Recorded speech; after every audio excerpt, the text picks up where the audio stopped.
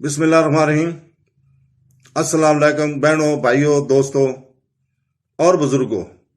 آج ہم صحیح بخاری کی حدیث نمبر 1421 باب زکوٰۃ کو بیان کر رہے ہیں، جس میں چور اور زانیہ فحاشہ عورتوں کو صدقہ دینے یا زکوٰۃ دینے کا ذکر ہے۔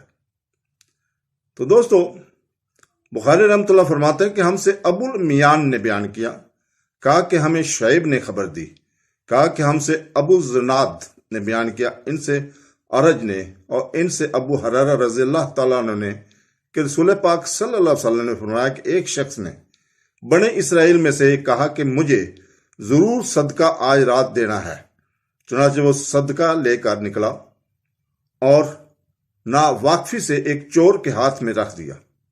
صبح ہوئی تو لوگوں نے کہنا شروع کیا کہ آج رات کسی نے چور کو صدقہ دیا ہے۔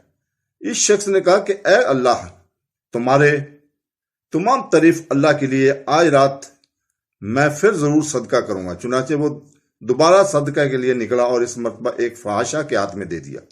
جب صبح ہوئی تو پھر لوگوں نے چرچا ہوا کہ آج رات کسی نے فحاشہ عورت کو صدقہ دے دیا ہے۔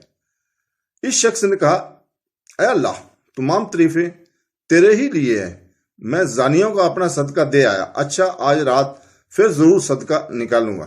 چنانچہ اپنا صدقہ لیے ہوئے پھر نکلا اور اس مرتبہ ایک مالدار کے ہاتھ میں رکھ دیا۔ صبح آئی تو لوگوں کی زبان پر ذکر تھا کہ ایک مالدار کو کسی نے صدقہ دے دیا ہے۔ اس شخص نے کہا اے اللہ، ہم تیرے ہی لیے ہیں اور تیری ہی حمد کرتے ہیں، میں اپنا صدقہ لاعلمی سے چور، فحاشہ اور مالدار کو دے آیا۔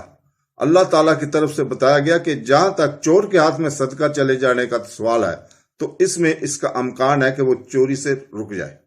اس طرح فحاشہ کو صدقہ کا مال مل جائے اور اس پر اس کا امکان ہے کہ وہ زنا سے رک جائے گی، اور مالدار کے ہاتھ میں پڑ جائے کہ یہ فائدہ ہے کہ اسے عبرت ہو، اور پھر جو اللہ تعالیٰ نے اسے دیا ہے وہ خرچ کرے۔ تو دوستو، اللہ تعالیٰ ہمیں حدیث پڑھنے اور اس کو سمجھنے اور اس کے اوپر عمل کرنے کی توفیق عطا فرمائے۔ آمین ثم آمین۔ اللہ حافظ۔